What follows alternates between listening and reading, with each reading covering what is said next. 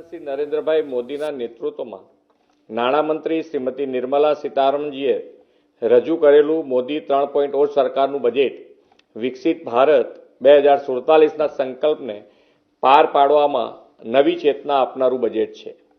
વડાપ્રધાન શ્રી નરેન્દ્રભાઈ મોદીએ આ વર્ષે માં લક્ષ્મીની સૌ પર કૃપા વરસાવનારું બજેટ હશે તેવી અપેક્ષા દર્શાવી હતી। આ અપેક્ષા દેશની જનતા જનાર્દનની ખાસ કરીને ગરીબ અને મધ્યમ વર્ગોની પાર પાડતા આ સિટીઝન ફર્સ્ટ બજેટમાં ફળીભૂત થઈ છે।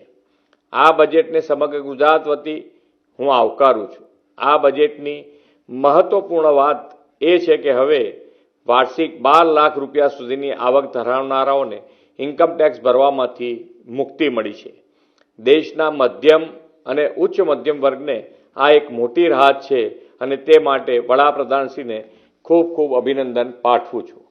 ગરીબ, યુવા, અન્નદાતા અને નારી શક્તિ આધારિત વિકાસને ગતિ આપનારું આ બજેટ છે।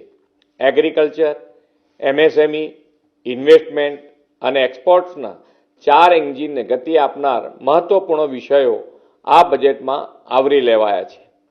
આ બજેટમાં રાજ્યની સહભાગિતાથી પીએમ ધન ધાન્ય યોજના દેશના ઓછી કૃષિ ઉત્પાદકતા ધરાવતા 100 જિલ્લાઓ માટે શરૂ કરવામાં આવી છે તેને હું આવકારું છું। અંદાજે 1.70 કરોડ ખેડૂતોને આનાથી મોટી મદદ મળશે એટલું જ નહીં, ગ્રામીણ વિકાસને વેગ મળશે અને માઇગ્રેશન પણ અટકશે। કિસાન ક્રેડિટ કાર્ડની મર્યાદા 3 લાખથી વધારીને 5 લાખ કરવામાં આવી છે તે ખેડૂતોને આત્મનિર્ભર બનાવવાની દિશામાં ઉપયોગી બનશે। કપાસ ઉગાડતા ખેડૂતો માટે મિશન ફોર કોટન પ્રોડક્ટિવિટીની જાહેરાત ગુજરાતના કપાસ પકવતા ખેડૂતોને લાભદાયી બનશે। મેરીટાઈમ ઇન્ડસ્ટ્રીઝ માટે લાંબા ગાળાના ધિરાણ માટે ₹25,000 કરોડના પ્રાવધાન સાથે મેરીટાઈમ ડેવલપમેન્ટ ફંડની સ્થાપનાની જાહેરાત કરવામાં આવી છે। વિશાળ દરિયાકાંઠો ધરાવતા ગુજરાતને આનાથી મોટું બળ મળશે। બાગાયતી પાકોના ઉત્પાદનો સહિત એર કાર્ગો માટે ઇન્ફ્રાસ્ટ્રક્ચર ફેસિલિટીઝ અને વેરહાઉસિંગ અપગ્રેડ કરવાનું પ્રાવધાન કરવામાં આવ્યું છે। ગુજરાતના બાગાયતી પાકોના ઉત્પાદકો માટે આ પ્રાવધાન ઉપયોગી બનશે। એમએસએમઈ સેક્ટરમાં જે પ્રોત્સાહનો આપવામાં આવ્યા છે તેમાં એમએસએમઈની વ્યાખ્યા વ્યાપક બનાવવામાં આવી છે। ગુજરાતના એમએસએમઈને આનાથી વિસ્તૃત બનાવવામાં ફાયદો થશે એટલું જ નહીં, 5 લાખ મહિલાઓ, અનુસૂચિત જાતિ અને અનુસૂચિત જનજાતિના ઉદ્યોગ સાહસિકોને પ્રોત્સાહનથી એમએસએમઈ સેક્ટરમાં મહિલા સહભાગિતામાં વધારો થશે।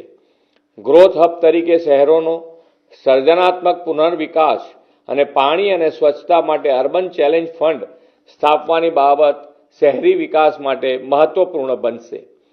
ગિફ્ટ સિટીમાં આઈએફએસસીમાં કાર્યરત નાણાકીય એકમોને એક્ઝામ્પશન, ડિડક્શન અને રીલોકેશનની જોગવાઈઓ 31મી માર્ચ 2030 સુધી લંબાવવામાં આવી છે અને ગિફ્ટ સિટીમાં ઇન્સ્યોરન્સ સેક્ટરમાં મોટો બેનિફિટ આપવામાં આવ્યો છે તે માટે વડાપ્રધાનશ્રીનો આભાર વ્યક્ત કરું છું। ગુજરાત દેશના વિકાસના ગ્રોથ એન્જિન તરીકે વિકસિત ભારત 2047માં પણ અગ્રેસર રહેવા સજ્જ છે।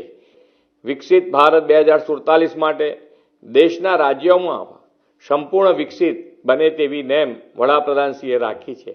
આ નેમને સાકાર કરતું સર્વગ્રાહી અને તમામ સમાજોના સૌ વર્ગો માટે લાભદાયી બજેટ આપવા માટે આદરણીય વડાપ્રધાનશ્રીનો અને નાણામંત્રીનો હૃદયપૂર્વક આભાર વ્યક્ત કરું છું।